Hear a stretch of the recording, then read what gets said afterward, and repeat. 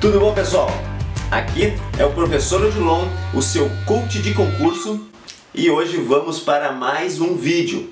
E o vídeo de hoje eu queria falar sobre a pirâmide da aprendizagem, também conhecida como a pirâmide de William Glasser. William Glasser foi um psiquiatra americano, faleceu em 2013, e que se debruçou sobre a taxa de retenção de um conhecimento.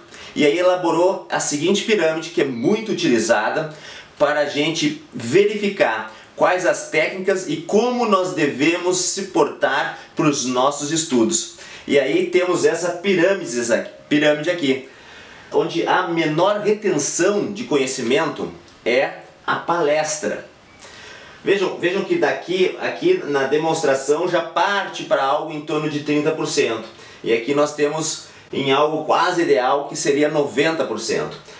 Vejam que daqui para cima, onde é 5, 10, 20, 30%, são condições passivas do observador. O observador passivamente está tentando captar um conhecimento. Por isso, eu volto sempre enfatizando que uma das primeiras coisas que eu digo para os meus coaches é um estudo ativo, um estudo com algo mais. Vejam, 5% é uma palestra. Palestrante ali na sua frente e você sentado, sem qualquer anotação, apenas olhando e tentando captar o que está sendo transmitido naquela palestra, você absorve apenas 5%. Se a palestra não for muito impactante, provavelmente no dia anterior você pouco saberá do conteúdo da palestra. Mesmo que a palestra seja bem impactante, você no outro dia vai lembrar de alguns fundamentos, alguns conceitos ou algo que lhe impactou, mas não vai conseguir dar todo o feedback de tudo que você ouviu na palestra, porque a taxa de retenção é muito pequena. A leitura já passa a 10%. Claro que a leitura de um livro de ficção ou a leitura de um assunto que você goste muito, que seja a sua paixão, provavelmente você até terá uma melhor retenção. Mas a leitura de estudo, aquela leitura das matérias para o seu concurso, algumas que você gosta mais, talvez você tenha uma retenção maior. Veja, isso aqui é média, né, pessoal? A média, eu sempre digo que a média é perigosa. Eu posso me afogar num rio que a média de profundidade seja de 20 centímetros. Porém, ali tinha um buraco de 2 metros. A média do rio é 20 centímetros, mas ali naquele ponto era 20 metros e eu me afoguei. Então a média é muito traiçoeira olhar apenas a média.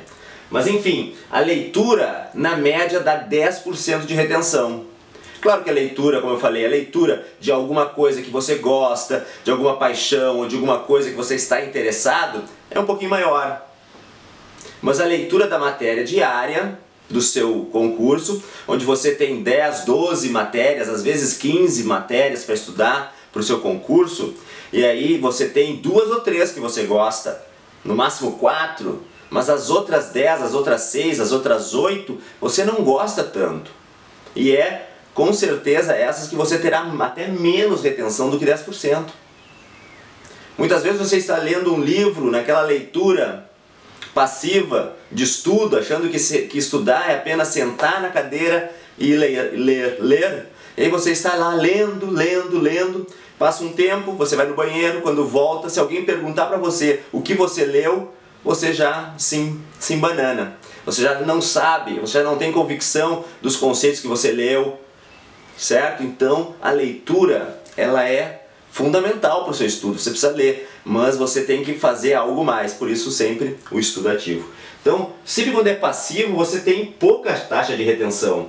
Quando você tem uma leitura, uma palestra com recursos audiovisuais, veja, de 5% passa para 20%. Ou seja, você está escutando e ao mesmo tempo você está lendo um recurso audiovisual. E se você não está lendo, você está vendo uma imagem. E a imagem funciona muito bem, porque ela trabalha 2 partes do seu cérebro.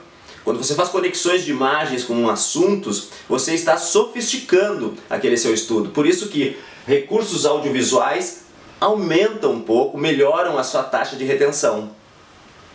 Depois começa a demonstração. Se você ler uma receita de bolo, no outro dia você vai fazer o bolo, você com certeza vai esquecer da receita. Claro, a não ser que você já saiba fazer o bolo.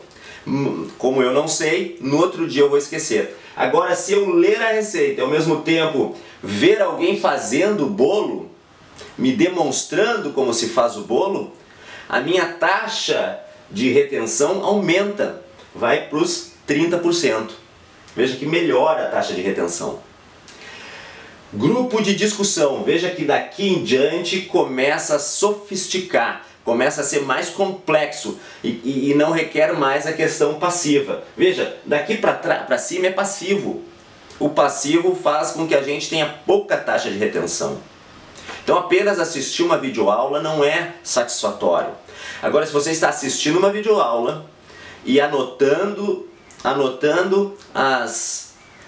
o que o professor fala, e depois fazendo uma breve revisão ao final da videoaula daquilo que você anotou, você aumenta a chance você aumenta a taxa de retenção. Veja, você tem que trazer uma postura ativa para o seu estudo. Uma postura ativa para o seu estudo. E daqui para cá, veja que apenas a questão de você estar ativo, você já vai passar no mínimo a 50% de retenção. Que são os grupos de discussão, o que é muito utilizado na academia, no mestrado, no doutorado, é assim que funciona. Você lê o artigo e você depois participa de uma discussão.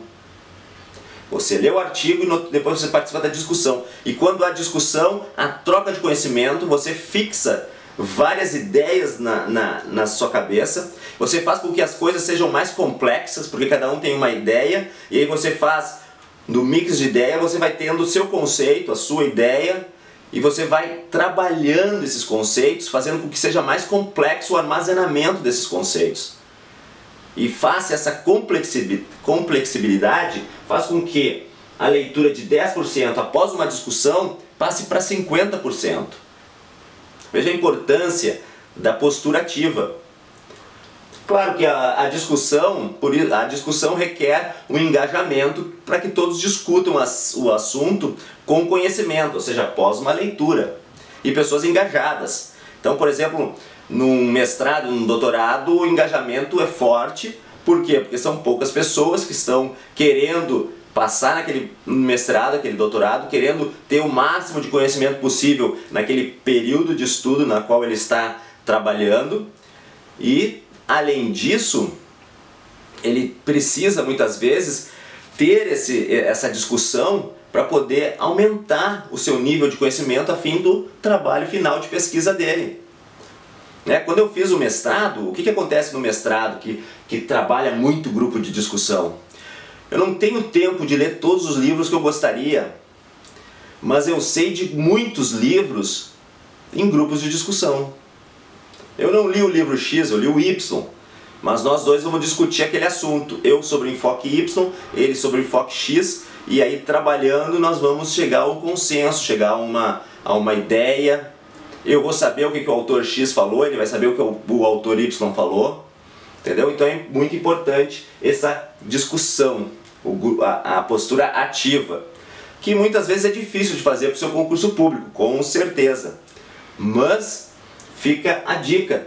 Daqui a pouco pessoas engajadas, 3, 4 estudando, engajado num grupo de discussão, a coisa pode ser bem profícua. Depois vamos para o praticando, 70% de absorção. Veja a importância da prática, a importância das resoluções de questões.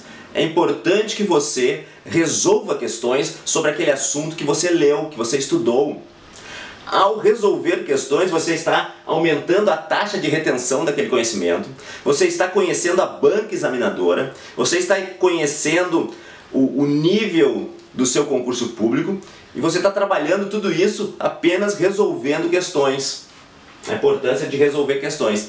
E o ápice é ensinando. E se você não baixou meu e-book, ainda está disponível aí, procure em algum lugar, em algum dos meus posts, deve ter o link do e-book. No e-book Os 10 Mandamentos Fundamentais do Estudo de Alta Performance, eu deixo bem claro isso, que é importante que a gente pratique o ato de ensinar, ou seja, mesmo que você não seja professor, mesmo que você não tenha ninguém para estudar, para divulgar o seu conhecimento, pratique para o espelho. Pratique para o espelho.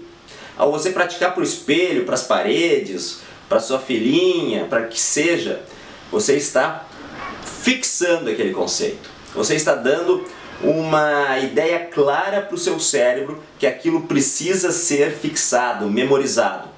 Você está fazendo um trabalho complexo porque você leu, você estudou, você raciocinou e visualizou todo o que você estudou para formatar a fala. E na fala, ao explicar para alguém, ao conversar com alguém, ao dizer algo, você vai fixar muito mais aquele conteúdo. Né? E eu recomendo para os grupos de estudo que se reúnam, não para ficar lendo junto, ou ficar até discutindo, às vezes a discussão se descamba, mas enfim, para um ensinar o outro.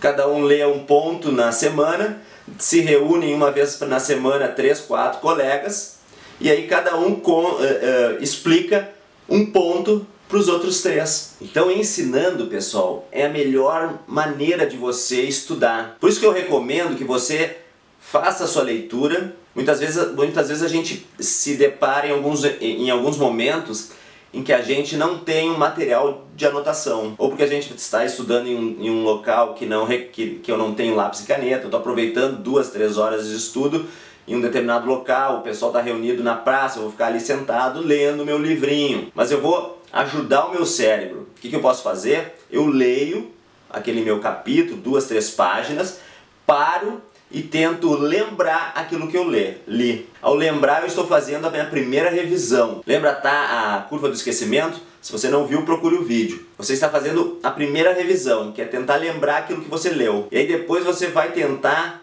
mentalmente explicar para você mesmo aquilo que você leu. E aí você está, além da revisão, está fazendo algo mais complexo, dando sinais para o seu cérebro que aquilo é importante e que ele vai guardar melhor. E quando ele guarda melhor, ele vai fixar melhor aquela memória. Então, pratique, verifique essa pirâmide e pratique, tente praticar e tente fazer aquilo que dá maior resultado. Sempre lembrando que muitas vezes as pessoas são diferentes, tem pessoas que são mais visuais, tem pessoas que são mais auditivas. Algumas pessoas conseguem prestar muito bem a atenção apenas numa videoaula ou numa palestra. Beleza. Tem pessoas que precisam ler, que se escutar elas não guardam. Então nós temos que aprender a nos conhecermos. Mas enfim, os estudos estão aí e realmente, quanto mais sofisticado, quanto mais ativo for o meu estudo, melhor a fixação daquele conteúdo. Então, esse era o vídeo que eu queria dar para vocês. E se você gostou do vídeo, comente, curte, compartilhe e ajude a construção desse canal. E não esqueça, de 15 a 22 de novembro, a Jornada da Aprovação. Se cadastre!